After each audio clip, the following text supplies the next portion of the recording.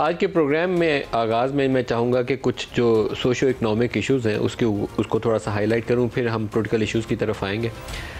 Free आटा या सस्ता आटा बांटने का सिलसिला जो है वो लोगों की जान भी ले रहा है और उनकी इज़्ज़त भी ले रहा है। लोग कतारों में घंटे खड़े होकर रुसवा हो रहे हैं और शायद ये कोई बहुत एफिशिएंट मॉडल नहीं है।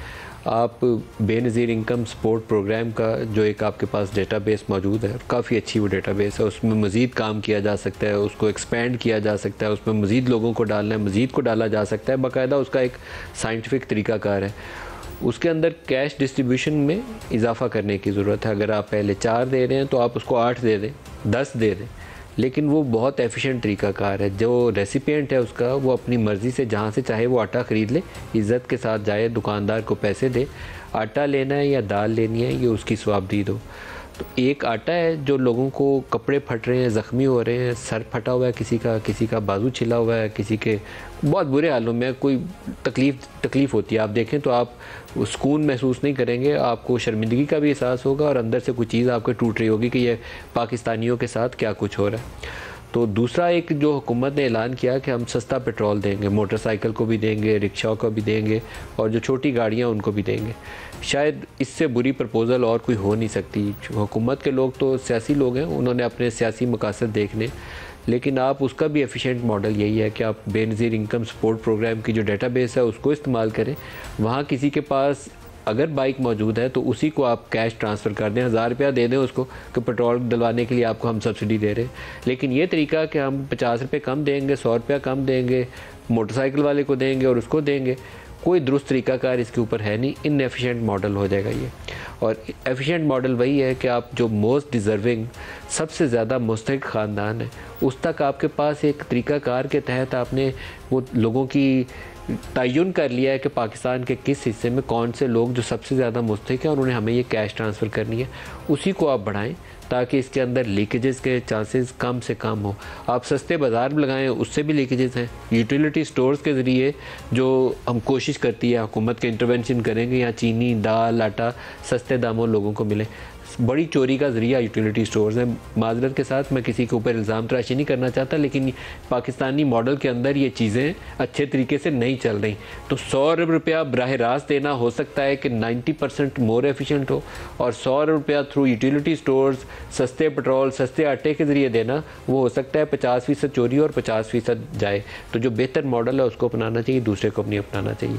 पॉलिटिकल इश्यूज़ की तरफ आ जाएँ तो आज इमरान खान की अदालतों के अंदर पेशी थी और मुझे इस कदर वो देख के खौफ भी आया और अफसोस भी हुआ कि हम पाकिस्तान को किस नहज के ऊपर ले हैं। इमरान खान जब पेश हो रहे हैं तो आपको बहुत सारी शील्ड नज़र आ रही होंगी स्क्रीन के ऊपर, इर्द गिर्द सिक्योरिटी वाले, पुलिस वाले उनको हिसार में ला के, और सर के ऊपर भी उसके शील्ड रखी हुई है कि कहीं से उसको साइड से आके कोई फायर ना कर दे। इस कदर अगर थ्रेट मौजूद है इमरान खान को, तो आपको 100 FIRs उसके ऊपर काटने की ज़रूरत क्या है? बड़े सवालात हैं इसके ऊपर, क्योंकि अरशद शरीफ के मामले में भी जो मल्टीपल FIRs थी, मामला वहाँ से शुरू हुआ था और वो सिर्फ अरशद शरीफ तक नहीं रुका। इमरान रियाज का मामला आया तो उस पर मल्टीपल FIRs हो गई, 10-20 और जर्नलिस्टों के ऊपर हो गई। कल इन्होंने वो सदीक जान है, वो यूट्यूब भी बनाते हैं, बोल पे भी काम करते हैं, बहुत ज़्यादा एसोसिएशन इन लोगों की, इन बच्चों की PTI की तरफ है, बहुत सारे वो बच्चे हैं। और इन बच्चों को पिछले 3-4 साल, मैं इनको नहीं कह रहा, लेकिन बहुत सारे ये सोशल मीडिया के इनके जो एक्टिविस्ट हैं, इनके हवाले से एक सवाल उठाता था कि जो पिछला निज़ाम था जिसमें सेम पेज के नाम के ऊपर इन लोगों को आपने इज़्ज़त भी दी, इनको सिखाया भी, इनको बड़े चाव के साथ आपने लॉन्च भी किया मार्केट में, अब क्या उसका तरीक़ाकार यही है कि 10-10, 12-12 FIRs काट के इनको बख्तरबंद गाड़ियों में बंद करके जेलों में डाल दिया जाए? ये दुरुस्त तरीक़ाकार नहीं है। और दोबारा इमरान की सिक्योरिटी के ऊपर आऊँगा। इमरान की सिक्योरिटी के ऊपर ये अगर खदशात हैं तो बेहुदा किस्म की FIRs नहीं कटनी चाहिए। संजीदा किस्म के मामलात हैं, उसको आप इन्वेस्टिगेट करें और जहाँ पर वीडियो एविडेंस की गुंजाइश मौजूद है, वीडियो एविडेंस लें और फिर इसको आगे बढ़ाएं। बेनज़ीर भुट्टो की असैसिनेशन को कभी नहीं भूलना चाहिए। उस वक्त भी सिक्योरिटी थ्रेट मौजूद थे और उसको जनरल परवेज़ मुशर्रफ ने जितनी सिक्योरिटी दरकार थी वो सिक्योरिटी उसको नहीं दी। जो पार्टी के उसके इनर सर्कल ने वो जानिसाराने बेनज़ीर बनाए थे, वो इस काबिल नहीं थे कि बेनज़ीर का तहफ़्फ़ुज़ कर सकते, और वो कुछ हो गया जो नहीं होना चाहिए था पाकिस्तान में। तो क्या हम उस तरह का एक सानी हाथ दोबारा चाहते हैं कि पाकिस्तान के अंदर हो जाए? इमरान खान ने 4 साल जो PMLN पाकिस्तान पीपल्स पार्टी और अपने सियासी मुखालफिन के साथ किया वो जुल्म था। उसकी कोई बंदा जस्टिफिकेशन नहीं दे सकता कि राना सनाउल्लाह पे 15 किलो हीरोइन डाल दी, शाहिद खाकान को या एहसन इकबाल को बगैर किसी जुर्म के आपने 8-8 10-10 माह जेलों में डाल दिया। उसकी कोई जस्टिफिकेशन नहीं है, वो जुल्म था। वो भी उसी सेम पेज का शाखसाना था। लेकिन क्या ये जो कुछ अब PDM कर रही है, क्या ये दुरुस्त है? क्या ये जमहूरी सोच की कास है? बिल्कुल नहीं।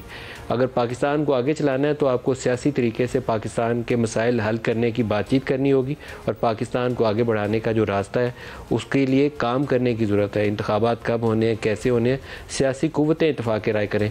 नहीं तो सड़कों पर लड़ते मर जाएंगे, कौम का भी नुकसान हो जाएगा और सबका नुकसान हो जाएगा। ये दुरुस्त नहीं है।